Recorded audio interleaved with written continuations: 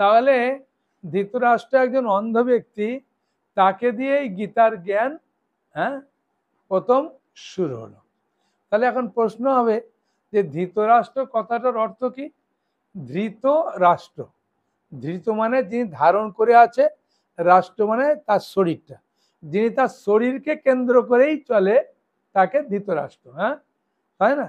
ধৃতরাষ্ট্রকে ওই জন্য বলা হয় জন্মান্ধ আছে, শুধু নয় তার আত্মীয় স্বজনদের প্রতি, মানে পারিবারিক সবার প্রতি অন্ধ, তার নিজের ছেলের প্রতি খালি ভালোবাসা দুর্যোধনের প্রতি, আর সবার প্রতি তার অন্ধ দৃষ্টি। বুঝেছেন? তাই বলছেন জড় জাগতিক অন্ধ, আবার পারমার্থিক দিকে অন্ধ। বুঝেছেন ধৃতরাষ্ট্র? তাহলে তাকে দিয়ে এই পবিত্র জ্ঞানটি কেন আরম্ভ হলো? মনে প্রশ্ন আসবে কিনা? তাকে দিয়ে আরম্ভ হলো এই কারণে, এটা আমাদের জানা দরকার। ধৃতরাষ্ট্র প্রথম শ্লোকটি যে বলছে সেটি আমরা উচ্চারণ করব। আচ্ছা, ধৃতরাষ্ট্র উবাচ ধর্মক্ষেত্রে কুরুক্ষেত্রে সমবেতা যুযুৎসব মামুকা পাণ্ডবাশ্চৈব কিম অকুর্তব সঞ্জয়। ধৃতরাষ্ট্র জিজ্ঞাসা করলেন, হে সঞ্জয়, ধর্মক্ষেত্রে যুদ্ধ করার মানসে সমবেত হয়ে আমার পুত্র এবং পাণ্ডুর পুত্রেরা তারপর কি করলো? ধৃতরাষ্ট্র কাকে জিজ্ঞাসা করছে? বলুন। সঞ্জয়কে জিজ্ঞাসা করছে, তাই না? সঞ্জয়কে জিজ্ঞাসা করছে। এখন সঞ্জয়কে, সঞ্জয় হচ্ছে গবল তনয়। গবল তনয় মানে গবল ঋষির পুত্র। কার পুত্র? গবল ঋষির পুত্র হচ্ছে সঞ্জয়। এক নম্বর। 2 নম্বর হচ্ছে সঞ্জয় ধৃতরাষ্ট্রের সেক্রেটারি। 3 নম্বর হচ্ছে সঞ্জয় হচ্ছে আপনার ব্যাসদেবের শিষ্য। বুঝেছেন? সেই জন্যে সঞ্জয়। এখন সঞ্জয়কে জিজ্ঞাসা করছে কি, হে সঞ্জয়, ধর্মক্ষেত্রে যুদ্ধ করার মানসে সমবেত হয়ে আমার পুত্র এবং পাণ্ডুর পুত্ররা কি করলো? বুঝেছেন? তাহলে এই যে করলো, জিজ্ঞাসা করতে চাইছে কিনা? তাহলে ধৃতরাষ্ট্রের শ্রবণ করার ইচ্ছা, ধৃতরাষ্ট্রের শ্রবণ করার ইচ্ছা। এই জন্য শ্রবণ করার ইচ্ছা বলে নববিধা ভক্তিতে আমরা প্রথমেই দেখি শ্রবণং কীর্তনং বিষ্ণু, শ্রবণ আছে। সেখানে শ্রবণ করার ইচ্ছাটা এত প্রবল বলে সেই জন্য ধৃতরাষ্ট্রকে দিয়ে আরম্ভ করলো। বুঝেছেন? ধৃতরাষ্ট্র জন্মান্ধ হলেও একটা গুণ আছে ভালো। কি গুণ? সে শ্রবণ করতে চাইছে, তাই না? সেই জন্য ওকে দিয়ে আরম্ভ হলো। তাহলে সঞ্জয়কে জানতে পারলাম। কে সঞ্জয়?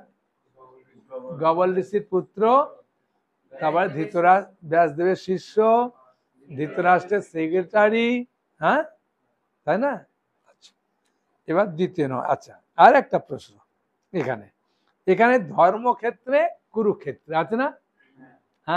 ক্ষেত্র মানে কি? ক্ষেত্র মানে জমি, যেখানে চাষ হয় সেটাকে ক্ষেত্র বলে না? ক্ষেত্র মানে জমি।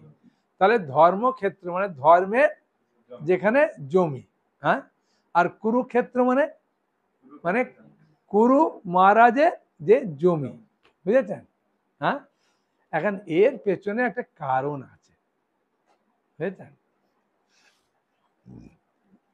ধর্মক্ষেত্রে তো ধর্মের আলোচনা হবে, সেখানে যুদ্ধ হবে? হওয়া উচিত? হওয়া উচিত না। তাহলে ধর্মক্ষেত্রে আবার কুরুক্ষেত্রে দুটো আছে। ধর্মক্ষেত্র আবার কুরুক্ষেত্র। এর কাহিনীটা খুব ইন্টারেস্টিং কাহিনী, খুব মন দিয়ে শুনবেন। না, কুরু নামে একজন রাজা ছিলেন, যেখান থেকে কৌরব বংশ এসেছে। কুরু মহারাজ থেকে কে এসেছে? কৌরব বংশ। এই কুরু মহারাজ খুব শক্তিশালী রাজা ছিলেন। তিনি বিরাট একটা জমিতে ধর্মের চাষ করতে চাইছিলেন। কি চাষ? ধর্মের চাষ। সেই জন্য হলো ধর্মক্ষেত্র। বোঝা গেল? ধর্মের চাষ করতে চেয়েছিল জমিতে, সেখানে জায়গাটার নাম কি হলো? ধর্মক্ষেত্র হলো। বোঝা গেল? এখন এই যখন চাষ করছে তখন দেবরাজ ইন্দ্র এসে জিজ্ঞাসা করছে যে মহারাজ কুরু আপনি কি করছেন? না আমি ধর্মের চাষ করছি। আচ্ছা ধর্মের চাষ করলে কি হবে? না সবাই ধর্ম করলে স্বর্গে যাবে। তখন ইন্দ্র চিন্তা করলো ভাই আমার তো স্বর্গ ভর্তি হয়ে যাবে, হ্যাঁ সবাই এখানে ধর্ম করবে আর স্বর্গে চলে যাবে, আমার স্বর্গে জায়গা দিতে পারবো না। হ্যাঁ সেই জন্য ঠাট্টা করে করে এসে বলছেন যাতে ও ক্রোধে কিছু বলে দেয়। হ্যাঁ তাই ইন্দ্র এসে মাঝে মাঝে বলছেন মহারাজ কুরু আপনি কি করছেন? না আমি ধর্মের চাষ করছি, বারবার বলছে।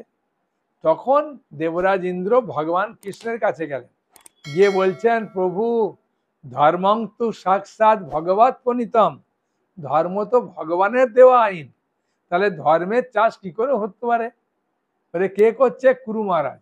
তাই ভগবান ছদ্মবেশে এসেছে, এসে বলছেন মহারাজ কুরু আপনি কি করবেন? বলে আমি ধর্মের চাষ করব।